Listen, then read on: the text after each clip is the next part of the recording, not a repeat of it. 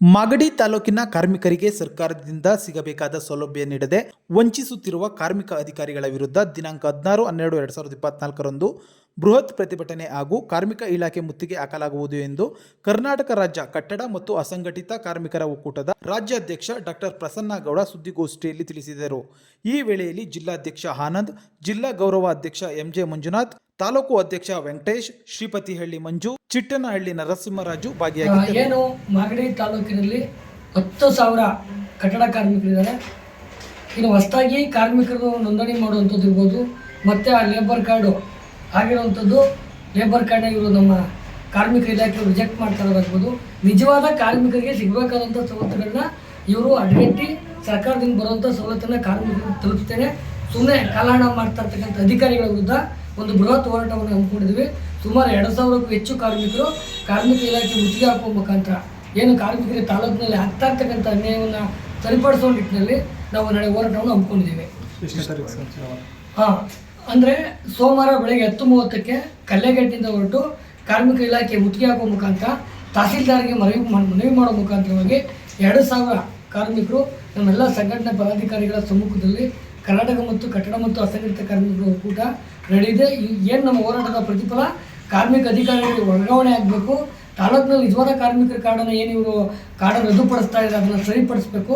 ಯಾರು ನಿಜವಾದ ಕಾರ್ಮಿಕರು ಅರ್ಹವುಳ್ಳ ಕಾರ್ಮಿಕರು ಸವಲತ್ತಿಗೆ ಅಪ್ಲಿಕೇಶನ್ ಹಾಕಿದ್ದಾರೆ ಆ ಕಾರ್ಡನ್ನು ಇವರು ರಿಜೆಕ್ಟ್ ಮಾಡಿದ್ದಾರೆ, ಅದನ್ನು ಮತ್ತೆ ಪುನರಾವರ್ತಿ ಮಾಡಿ ಅವರಿಗೆ ಸರ್ಕಾರದಿಂದ ಬರೋ ಸವಲತ್ತನ್ನು ತಲುಪಿಸಬೇಕು ಅಂತೇಳಿ ಈ ಮುಖಾಂತರವಾಗಿ ನಾವು ಕಾರ್ಮಿಕ ಇಲಾಖೆಗೆ ಎಚ್ಚರಿಕೆಯನ್ನು ನೀಡ್ತೀವಿ. ಸರ್, ಇದು ರಾಜ್ಯ ವ್ಯಾಪ್ತಿ ನಡೀತಾ ಇದೆಯಾ ಅಥವಾ ತಾಲೂಕಲ್ಲಿ ಮಾತ್ರ ಸರ್? ಇದು ಅತಿ ಹೆಚ್ಚು ನಮ್ಮ ಮಾಗಡಿ ತಾಲೂಕಿನಲ್ಲಿ ನಿಜವಾದ ಕಾರ್ಮಿಕರ ನೋಂದಣಿಯನ್ನು ಇವರು ಸ್ಥಗಿತಗೊಳಿಸ್ತಾ ಇದ್ದಾರೆ.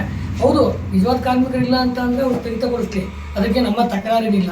ಆದರೆ ನಿಜವಾದ ಕಾರ್ಮಿಕರನ್ನ ಇವರು ನೋಂದಣಿಯನ್ನು ಇವರು ರದ್ದುಪಡಿಸ್ತಾ ಇದ್ದು ಸಿಗಬೇಕಾದ ಸವಲತ್ತುಗಳಿಗೆ ಅಧಿಕಾರಿಗಳೇ ಇವರು ಅಡ್ಗಾಲಾಗಿ ನಿಂತಿರೋದು ಇದು ಒಂಥರ ಆಶ್ಚರ್ಯ ಸಂಗತಿ ಅಂತೇಳಿ ನಮ್ಮ ತಾಲೂಕಿನ ದೌರ್ಭಾಗ್ಯ ಅಂತೇಳಿ ಈ ಸಂದರ್ಭದಲ್ಲಿ ಹೇಳಕ್ಕೆ ಇಷ್ಟಪಡ್ತೀನಿ.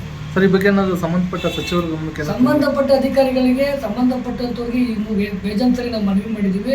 ಇಲ್ಲ ಸರ್, ನೀವು ತಪ್ಪು ಮಾಡ್ತಾ ಇದ್ದೀರಿ, ಈಗ ದಯವಿಟ್ಟು ವೆರಿಫಿಕೇಶನ್ ಮಾಡಿ ಅಂತ ಅವ್ರ ಗಮನ ತಂದ್ರಿಂದ ಅವ್ರು ಉಡಾಪಿ ಉತ್ತರಗಳನ್ನ ಕೊಡ್ಕೊಂಡು ಕಾಲಹರಣ ಮಾಡ್ತಿದ್ದಾರೆ. ಅಂಥ ಭ್ರಷ್ಟಾಧಿಕಾರಿಗಳು ತಾಲೂಕಿನಲ್ಲಿ ಯಾವುದೇ ಕಾರಣಕ್ಕೂ ಇರ್ಕೊಡೋದು. ಇದು ನಮ್ಮ ತಾಲೂಕು ಬೆಂಗಳೂರನ್ನು ಕಟ್ಟಂಥ ನಾಡಪ್ರಭು ಕೆಂಪೇಗೌಡರಂಥ ನಮ್ಮ ಮಾಗಡಿಯಲ್ಲಿ ಅತಿ ಹೆಚ್ಚು ಇವತ್ತು ಕಾರ್ಮಿಕರು ವಾಸ ಮಾಡ್ತಾ ಇದ್ದಾರೆ. ಕಾರ್ಮಿಕರಿಗೋಸ್ಕರ ನಾವು ಸಂಘಟನೆಗಳು ದುಡಿತಾ ಇದ್ದೀವಿ. ಇದನ್ನೆಲ್ಲ ಲೆಕ್ಕಕ್ಕಿಲ್ಲದೆ ಅಧಿಕಾರಿಗಳು ಉಡಾಪಿ ಕೊಡ್ಕೊಂಡು ಉಡಾಪಿ ಕೆಲಸವನ್ನು ಮಾಡ್ತಾ ಇದ್ದಾರೆ. ಅಂಥ ಅಧಿಕಾರಿಗಳನ್ನ ಕೂಡಲೇ ವರ್ಗಾವಣೆ ಮಾಡಬೇಕು. ತಾಲೂಕಿಗೆ ದಕ್ಷತೆ ಅಂತ ಅಧಿಕಾರಿಗಳನ್ನ ಕೊಡಬೇಕು. ಕಾರ್ಮಿಕರಿಗೆ ಸೇವೆ ಮಾಡಲಿಕ್ಕೆ ಅವಕಾಶ ಮಾಡಿಕೊಡ್ಬೇಕು ಅಂತೇಳಿ ಈ ಮುಖಾಂತರ ಸರ್ಕಾರಕ್ಕೆ ಒತ್ತಾಯಿಸ್ತಾ ಇದ್ದೀವಿ. ಸೋಮವಾರ 14ನೇ ತಾರೀಕು ಸಮಯ 10:30ಕ್ಕೆ ಏನು ಪ್ರತಿಭಟನೆ ಹಮ್ಮಿಕೊಂಡಿದ್ದೀವಿ ಕಾರ್ಮಿಕರಿಗೋಸ್ಕರ. ನಮ್ಮ ಮಾಗಡಿ ತಾಲೂಕಿನಲ್ಲಿ ಸುಮಾರು ಕಾರ್ಮಿಕರ, ರೈತರಿಗೆ ಮತ್ತು ಕಟ್ಟಡ ಕಾರ್ಮಿಕರು ಮತ್ತು ಅಸಂಘಟಿತ ಕಾರ್ಮಿಕರು ತುಂಬ ಜನ ಇದ್ದಾರೆ ಮಾಗಡಿ ತಾಲೂಕಿನಲ್ಲಿ. ಈ ಅಧಿಕಾರಿಗಳಿಗೆ ಏನಾಗಿದೆ ಅಂದರೆ, ನಾವು ಇಲ್ಲಿ ಅಪ್ಲಿಕೇಶನ್ನು ಒಂದು ಸಹಾಯಧನಗಳನ್ನು ಅಪ್ಲಿಕೇಶನ್ ಹಾಕಿದರೆ ಅದನ್ನು ಫುಲ್ಲು ರಿಜೆಕ್ಟ್ ಮಾಡ್ತಿದ್ದಾರೆ ಮಾಗಡಿ ತಾಲೂಕಿನ ಮಾತ್ರ. ಇದು ತುಂಬ ಸಮಸ್ಯೆ ಆಗಿದೆ. ಈ ಸುಮಾರು ಒಂದು 30 ಜನದ್ದು ಈಗ ಫಲಾನುಭವಿಗಳಿಗೆ ಅಪ್ಲಿಕೇಶನ್ ಹಾಕಿದ್ದು, ಸ್ಕಾಲರ್ಶಿಪ್ ಇರ್ಬೋದು, ಒಂದು ಆಸ್ಪತ್ರೆ ವೆಚ್ಚಗಳದ್ದು ಇರ್ಬೋದು, ಇಂಥವನ್ನ 30 ಅಪ್ಲಿಕೇಶನ್ನು ರಿಜೆಕ್ಟ್ ಮಾಡಿದ್ದಾರೆ ಈ ತಾತ್ಕಾಲಿಕವಾಗಿ ಒಂದು ತಿಂಗಳಲ್ಲಿ. ಹಿಂದೆ ಎಷ್ಟು ಮಾಡಿದ್ದಾರೆ ಅಂದರೆ ಸುಮಾರಿದೆ. ಅದ್ರ ಬಗ್ಗೆ ನಾಳೆ ಸೋಮವಾರ 16ನೇ ತಾರೀಕು ಏನು ನಾವು ಪ್ರತಿಭಟನೆ ಇಟ್ಕೊಂಡಿದ್ದೀವೋ ಅದಕ್ಕೆ ಎಲ್ಲ ಸಂಘಟನೆಗಳು, ಕಾರ್ಮಿಕರ ಸಂಘಟನೆಗಳು ಎಲ್ಲ ಸೇರಿ ನಾವು ಈ ಪ್ರತಿಭಟನೆಯನ್ನು ಮಾಡಿ ತಹಸೀಲ್ದಾರ್ ಅವ್ರಿಗೆ ಮನವಿ ಮಾಡಿ ದಕ್ಷ ಅಧಿಕಾರಿಯನ್ನು ನಮ್ಮ ಮಾಗಡಿ ತಾಲೂಕಿಗೆ ವರ್ಗಾಯಿಸಬೇಕು ಅಂತ ನಾವು ಕೇಳ್ಕೊತಾ ಇದ್ದೀವಿ. ನಮ್ಮ ಹೆಸರು? ಸರ್, ನಮ್ಮ ಹೆಸರು ಆನಂದ್ ಅಂತ, ಜಿಲ್ಲಾಧ್ಯಕ್ಷರು ರಾಮನಗರ. ಮಾಗಡಿ ತಾಲೂಕಿಂದ 16ನೇ ತಾರೀಕು ಸೋಮವಾರ ಕಲ್ಲೆಗೇಟ್ ಗಣಪತಿ ದೇವಸ್ಥಾನದಿಂದ ಕಾರ್ಮಿಕರಿಗೋಸ್ಕರ ಹೋರಾಟ ಮಾಡ್ತಾ ಇದ್ದೀವಿ. ಕಾರ್ಮಿಕ ಅಧಿಕಾರಿಗಳು ಸರಿಯಾಗಿ ಸ್ಪಂದಿಸ್ತಾ ಇಲ್ಲ.